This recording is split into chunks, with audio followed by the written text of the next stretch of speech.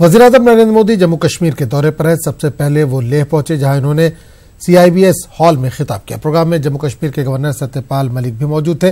PM Modi ने अपने खिताब में कहा कि लद्दाख बहादुरों की जमीन है जिन्होंने मुल्क की खिदमत की। पीएम ने मजीद कहा कि लेह के अवाम की परेशानियों को दूर करने के लिए हम कोशिश कर रहे हैं। लेह में 5 नए ट्रैकिंग रूट खोले जाएंगे। क्षेत्र के विकास के लिए आने वाले पैसे यहां की ऑटोनोमस काउंसिल ही जारी करती है। काउंसिल के अधिकारों के दायरे और फैसले लेने की शक्ति को भी बढ़ाया गया है।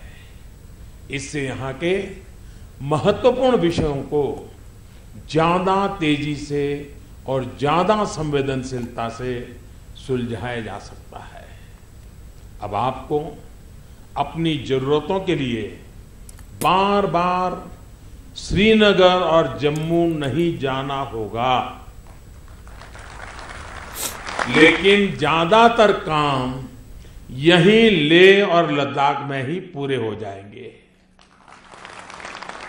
साथियों, केंद्र सरकार सबका साथ सबका विकास के मूल मंत्र पर काम कर रही है। देश का कोई भी व्यक्ति, कोई भी कोना विकास से अछूता ना रहे, इसके लिए ही सबका साथ सबका विकास का मंत्र लेकर के हम पिछले 4.5 से लगातार दिन रात कोशिश कर रहे हैं। मैं यहां के लोगों को ये विश्वास दिलाता हूं कि लेह लद्दाख करगिल के विकास के लिए कोई कसर, कोई कोर कसर बाकी नहीं। पटना में हो रही कांग्रेस की जन आकांक्षा रैली के लिए कांग्रेस सदस्य राहुल गांधी पटना पहुंच चुके हैं। थोड़ी देर में गांधी मैदान में राहुल गांधी रैली से खिताब करेंगे। राहुल गांधी के साथ छत्तीसगढ़, मध्य प्रदेश और राजस्थान के वज़ीर आला भी पहुंचे हैं।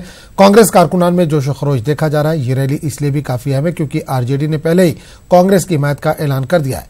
बिहार के साबिक नायब वज़ीर आला तेजस्वी यादव आइंदा पीएम की शक्ल में राहुल को देखना चाहते हैं।